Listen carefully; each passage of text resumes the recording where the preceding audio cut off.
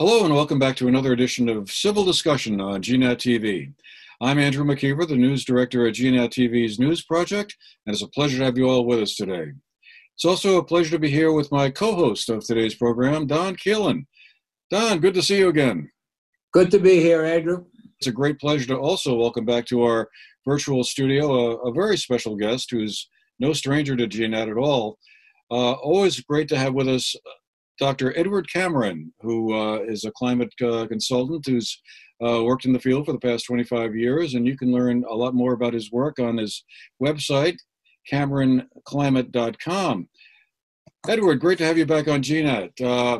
Really, thank you for making the time for this discussion. Always a pleasure, Andrew, and it's lovely to meet Don for the first time today, too. We started this program with an idea towards discussing how to have civil discussions and civil discourse with people that may or may not agree with us on everything. And what are some of the techniques and tools that we can sort of bring to those conversations when you have an encounter with someone who doesn't think the same way you do? And Don, I guess I just thought to get us started here, what would you say are some of the main points that we've heard so far in the three programs we've done? I mean, clearly listening to the other person or group of people we're talking to, that's been an important one. There are a few others. Social media has come up repeatedly as something that's been very, well, let's say, puts a whole new wrinkle on how these conversations happen and how ideas and opinions get formed. But what have been some of your takeaways so far? No one's willing to listen, is what I'm seeing. And they come with their set feelings about a topic, and they're not willing to hear another point of view. And what I like to bring out now this morning on with Ed is recognizing his national and international expertise and involvement in climate change and so forth. I'd like to bring it to Vermont and get his perspective on climate change in Vermont and what's going on, and how can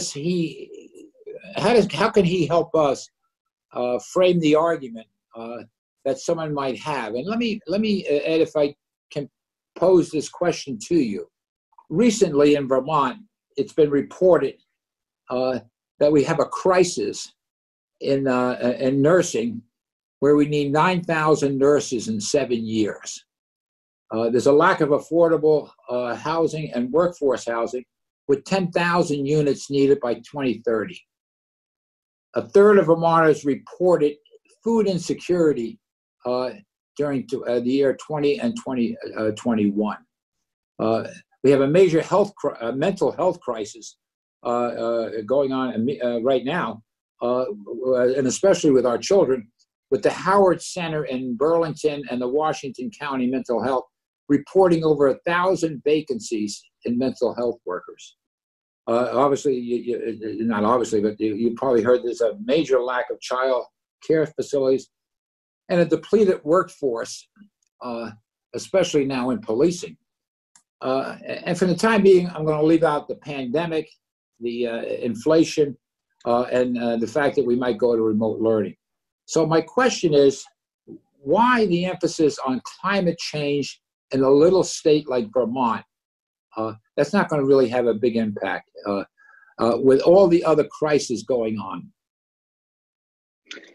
Thanks, Don. If I may, I'm actually going to start by answering Andrew's initial question about what we need to do to have civil conversations, because I think it dovetails with what you've discussed on previous shows, but also is very relevant for our conversation today. I think it's important, for example, that we learn to respond rather than react. That's something that came up in the conversation with your two esteemed colleagues from Bennington College, which really resonated with me. The issue of listening is very important. I've spent a lot of time working with diplomats, and there's an old adage that diplomats are sent overseas to speak for their country. They're very rarely sent overseas to listen for their country. And I've actually witnessed meetings where a diplomat will give a speech, and when the speech is over, turn back to their BlackBerry or turn back to their iPhone as it is today, or even leave the room and never stay to listen to responses from the people they've just been engaged in a dialogue with. I think it's very important that we use a vocabulary of arguments when talking about issues, and not just one set of facts or opinions that are drawn from what has excited us. So in my career working on climate change, I go to great lengths to avoid speaking about polar bears and ice caps, but I instead talk about health, and I talk about jobs, and I talk about human rights, and I talk about faith, because it's important that we meet people where they are in their lives and that we appeal to the things that motivate and incentivize them. I think it's very important that we rebuild trust, and that means honesty when we speak. And I find that too many of these discussions delve into not competing facts, but competing falsehoods, because people have an agenda to push. And as a consequence of that, we begin as a society to lose faith in institutions, lose faith in each other, and lose faith in facts. And it's very important when you're talking about things like climate change, there is a factual basis to this, and you need to acknowledge that before you have discussions about policy. And then finally, I think we need to get back to a position in our society where we have respect for expertise. If there's something wrong with my car, I go to a mechanic. If there's something wrong with my health, I go to a doctor. If there's something wrong with my dental hygiene, I go to a dentist. And I think far too many people who aren't qualified and don't have expertise have formed opinions about things like climate change without having done the hard homework of actually learning about why it is important in our daily lives. And so I think that respect for expertise right across the board doesn't mean we can't have opinions, but it does mean we have to recognize that certain things are based in fact and that we build from there. So getting now to your question, Don, about what's going on in Vermont. Look, one of my messages has always been that people in this state don't have time in their lives for another crisis. I spend an awful lot of my time going around New England broadly into towns that have suffered from underemployment as well as unemployment, deindustrialization as well as globalization, that have an opioid epidemic and deaths of despair, where parents are concerned about healthcare and education, where people are working 4 jobs, not just 1 job, and still only coming out with an average wage of about $30,000. So I don't think that going into these communities and saying, guess what, I've got another crisis for you to deal with is a very good idea. But that being said, we cannot escape the reality that global mean temperatures are rising as a consequence of pollution from energy, transport, and land use. That global mean temperature rise is leading to a variety of impacts, extreme weather events, changes in health vectors, like, for example, ticks in Vermont, that it's having an impact on people's livelihoods, and that each and every one of us, irrespective of where we live, have a role to play in reducing greenhouse gases and in building more resilient ecosystems and societies. You cannot escape from that. Whether you live in Vermont or Texas or China or India, this is a day-to-day reality that we must all address. Now, if I were leading this charge in Vermont, I wouldn't lead it from a position of crisis. I would lead it from a position of opportunity. Because even though we face a crisis with half the global economy at risk from climate impacts, we're also on the cusp of building a new economy. And investments in a new climate economy will likely be the greatest economic stimulus of this century. And those who are smart enough to understand this, engage with it, and build a new economy, they will derive foreign direct investments, they will derive job opportunities. There is a huge opportunity in this state for vocational training around weatherization, around energy systems, around food systems, around transport. And I think that we should be talking more of it in the language of opportunity than we currently do. And if I had any advice to give to my peers in the Vermont Climate Council or my friends in the Vermont State Legislature, I would tell them there's an opportunity here for this state, and it's time we started to seize it. How do I engage someone regarding climate when in fact they're having all these other issues? Well, I think you need to start from what their point of departure is. And I always like to talk about the fact that in the United States in particular, and this, let's face it, is a particular problem in the United States, this same sort of issue that you're talking about, this lack of engagement, this lack of understanding, doesn't exist for the most part in other industrialized countries. So I do think we have to have a conversation about why specifically in the United States. And why specifically in the United States is, first and foremost, a lot of people are being misled about this issue. They're being told that climate change doesn't exist. Then when that argument falls apart, they're being told, well, it does exist, but we're not causing it. Then when that argument falls apart, they're being told, it does exist, we are causing it, but there's nothing we can do about it. And it's almost like watching trench warfare in the First World War, where the opponents keep losing the battles and they keep moving the trenches back a little bit more and a little bit more. So I think there's an awful lot of people out there who are being misled. There's an awful lot of people who are also uninformed for very legitimate reasons, for the reasons that you've raised. They have other things going on in their lives, other challenges and barriers and hurdles they're facing on a daily basis. They don't have the luxury, as I do, of being knee deep in this issue on a day-to-day basis. And then there's a problem that I think some people on my side of the argument are very poor communicators. They treat the people out there, let's call them the audience for want of a better term, as a generic group that's excited about the same things that we're excited about. They're excited about environment. They're excited about the collapse of ecosystems. They're excited about ice caps and so on. And the reality is most people don't live that type of life. So what I would say is the way you engage people is first and foremost, you understand where they are. What do they care about? Well, there are people in this community who care about faith.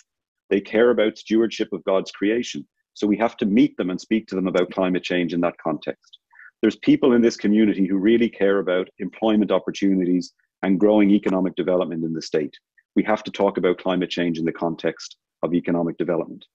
For example, our neighbors to the north, Quebec, they are going around the entire country to companies who have to reduce their greenhouse gas emissions.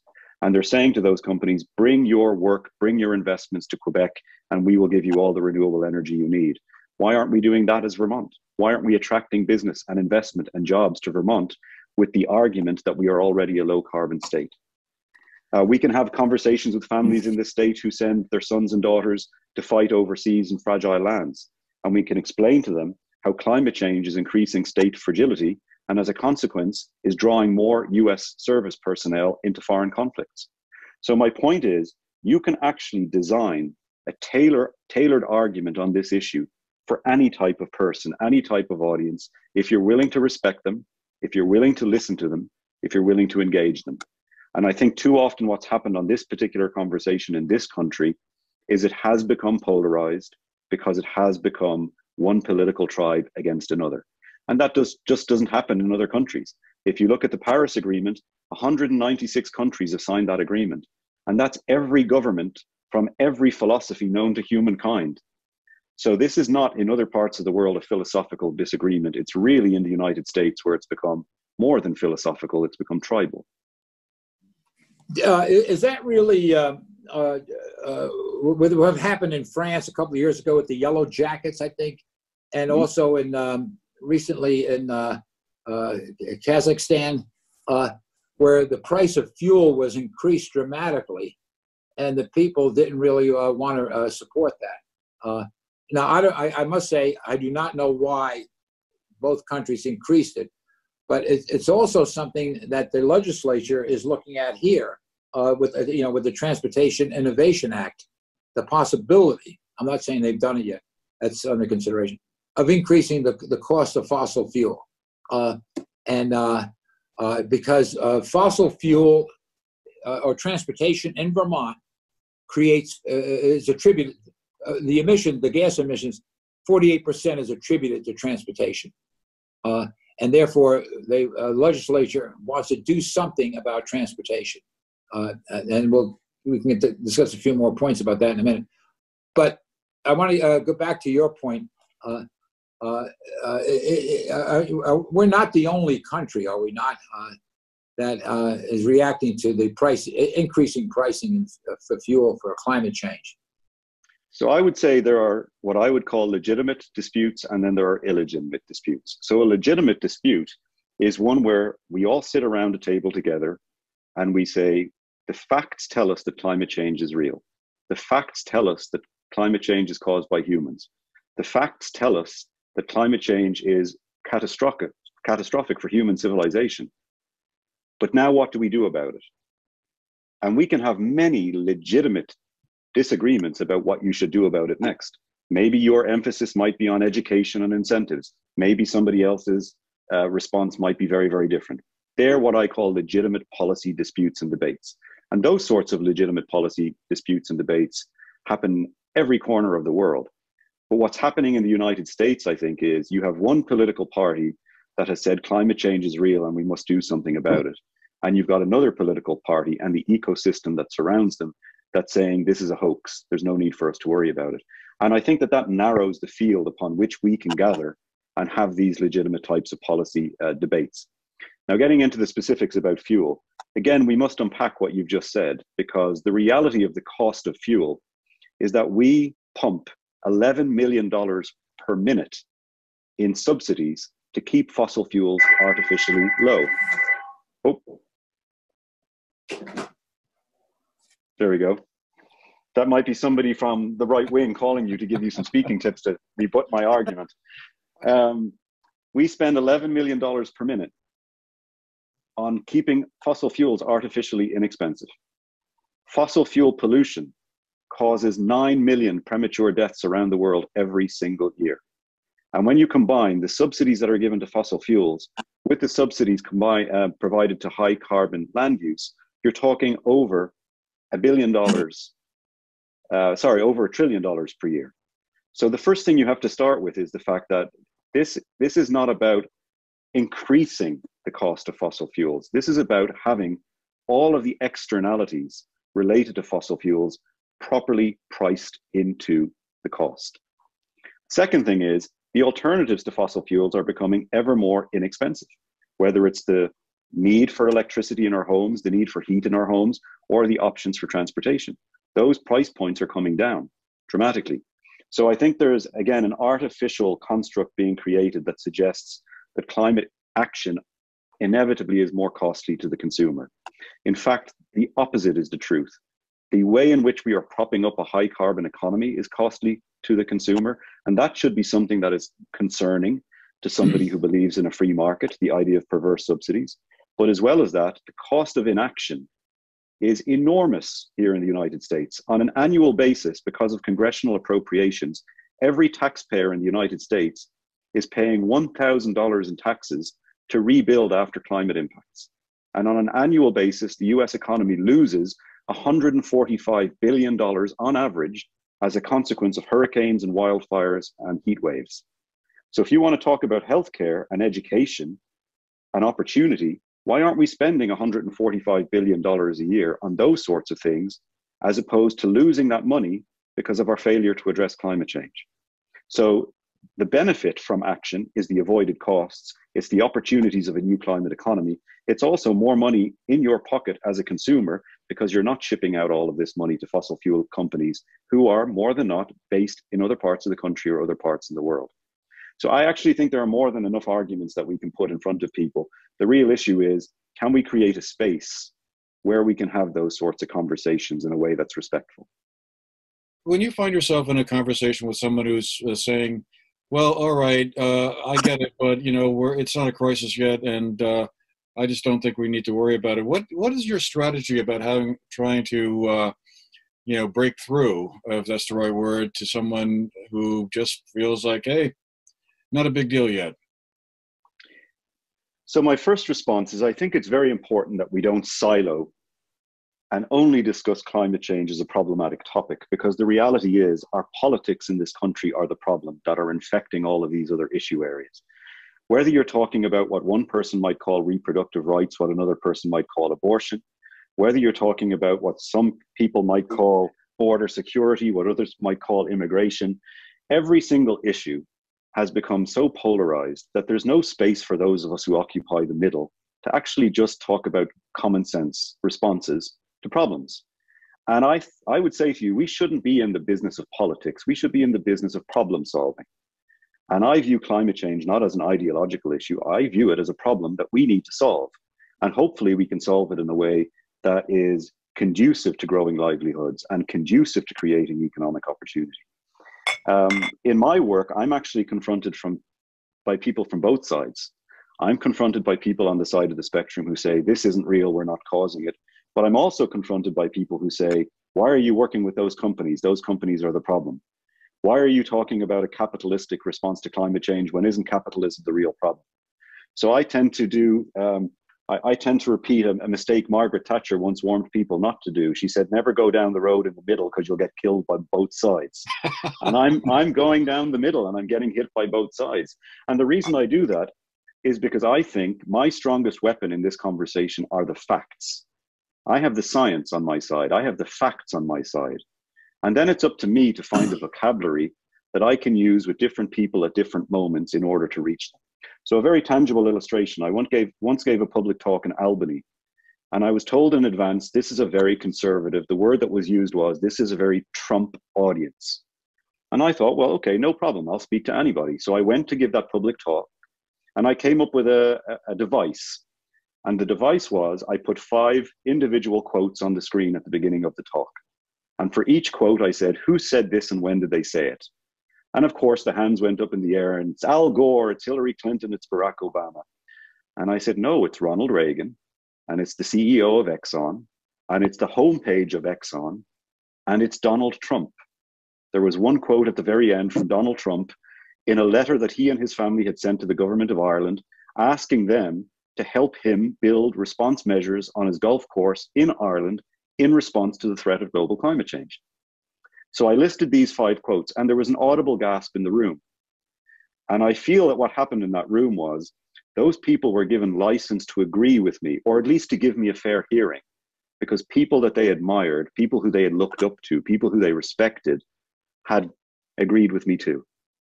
And as a consequence, they gave me a very fair hearing. And at the end of the talk, some agreed with me, some left the room and agreed with me, some didn't, but all of them respected me, and they all treated me really well, and we had a very good conversation because we had created a space for that conversation, and we had depoliticized it, and we had not gone down the usual road of tribalism. And so I think that becomes really important, creating that space. And then the last thing I would say is, again, it's always my point that I come back to. People are motivated by very, very different things. If you're a minister, if you're working in a company, if you're working in the military, if you're someone filling up your gasoline at Stewart's, we all have our own set of individual motivations and incentives. And I think we as a community who are interested in addressing climate change, we must do a much better job of understanding that reality and appealing to people based on their motivations. But instead what we do is we point a finger and we say, you don't agree with me, what's wrong with you? Or we're simply lazy and we say, you don't agree with me now, but one day we will be proved right. And I think those strategies in the climate community have failed. The reality is people have their lives to live, and we must meet them where they are, and we must offer them arguments and evidence that respond to their daily challenges and their aspirations, as opposed to simply speaking to them about what excites us. You did mention a little bit about politics there, about one side versus the other having a position. I must say that I've recognized this issue a long time ago, and we've converted both at the House and here at the office weatherization programs, where we've now reduced the fuel consumption dramatically, like 2,500 gallons a year. I work very closely with several environmental groups. We planted 35 deciduous trees along the Battenkill River with Vermont, 350 in Vermont, I believe it is, Trout Unlimited, and a number of other groups. Recognize that we need to stabilize the banks of the river. And then we spent thousands of dollars, my wife and I, on stabilizing, literally stabilizing the Battenkill River, the banks of the Battenkill River. We're not ignorant of it, but I believe what's missing from the discussion is that there needs to be more education to people, and there needs to be more incentives provided, rather than these outright mandates. Right now, the transportation group is looking at. I want to go back to this 48%. They're looking at basically penalizing Vermont drivers. In one respect, there's about 320,000 Vermont drivers, I believe. And what you hear at Stewart's and these other places, why me, when there's 13 million visitors that come to the state? What impact will they have when in some places like Nantucket, Block Island, Upper Michigan, the Bahamas, you can't drive a car. You can't take a car on. So, again, we need to recognize, the other person's argument and how to deal with that. And I think that's where you're helping us this morning. And that is to listen. And that's, Andrew, that's what I'm getting out of this. I think that's what happened when you went to Albany. there was an audience there that was willing to listen to you and listen to those 5 points you brought up, or not points, but those quotes. Well, I want you to have the last word. So, yeah, I think that if we were to sit down and have a conversation about the Vermont Climate Council, we would probably have a lot of common criticisms of the way in which the council was formed, of the conduct of the council, and of many of the recommendations that have come out of the council. We would probably have some common ground on that. But I think we also have to have some common ground, not just on our criticisms of the council, but on what the alternative is. So, for example, I've said in this conversation that we shouldn't silo this in climate change. For many, many years, the Republican Party in the United States has been opposed to the Affordable Care Act. And when they were asked, well, what will you replace it with? They haven't had an answer. And similarly, when it comes to climate change, there are many things that the Democrats are proposing on climate change that I disagree with, let alone that the Republican Party disagrees with. But I have not seen a Republican alternative that reduces greenhouse gas emissions, that tackles socio-ecological resilience, and that builds a just transition. That policy doesn't exist. We would be much better off as a society if that policy did exist, because we cannot have a system where only one political party has an answer to the most pressing issue of our century. Both political parties have to have an answer to the most pressing problem of our century. And so one of the things I would love to see, and it sounds like, Don, you're maybe one of the people who can lead on this, is I would love to see a Republican constituency in the state of Vermont that's able to stand up and talk about this issue and actually provide options for how we deal with this issue, so that we don't only have to listen to the Democrats on this. And I'd be very happy to have a bilateral conversation with you at a later date that explores what that might look like. And maybe one of the ways in which you can champion this is, by all means, continue with your writing to critique the Vermont Climate Council, because that critique is important.